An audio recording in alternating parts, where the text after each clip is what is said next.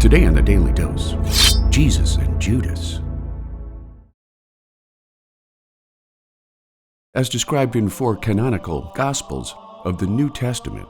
John, Mark, Matthew, and Luke, Judas Iscariot was one of Jesus of Nazareth's closest apostles, as well as the person who kept the common purse that funded the ministries of Jesus and his disciples.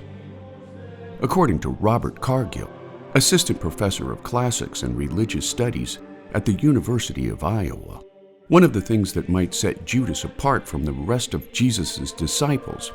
is that Judas is not from Galilee, as opposed to Jesus and 11 of his other disciples, but rather from a town located south of Jerusalem in Judea,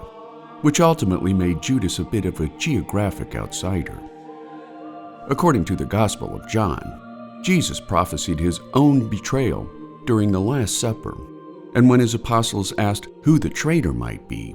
Jesus answered, "It is the one to whom I give this piece of bread when I have dipped it in the dish," promptly doing so before handing the morsel of bread to Judas, at which point, according to John 13:21-27, Satan entered him.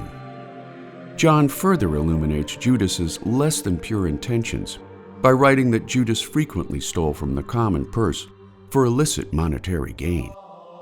While his motives have been hotly debated by religious scholars, including a possible political angle, what is known is that Judas betrayed Jesus for 30 pieces of silver before leading Roman soldiers to the Garden of Gethsemane, kissing Jesus on the cheek before calling him rabbi, which led to the prophet's arrest, crucifixion, and eventual resurrection. According to the Gospel of Matthew, Judas immediately regretted his betrayal of Jesus, returning the 30 pieces of silver to church officials before committing suicide by hanging, while a second accounting in Acts 1:18 describes the traitor's combustible demise at the hands of an angry God, forever immortalizing Judas as the stereotypical definition of a traitor. According to journalist Joan Acasella of the New Yorker magazine, almost since the death of Christ, Judas has been held up by Christians as a symbol of the Jews, their supposed deviousness, their lust for money, and other racial vices.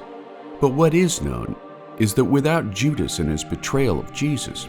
Christianity would lack its core tenets of Christ's crucifixion and subsequent resurrection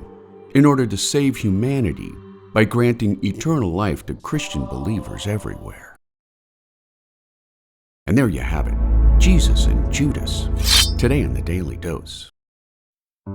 If you like learning something new every day, subscribe to the Daily Dose on YouTube or sign up for emails at dailydosenow.com.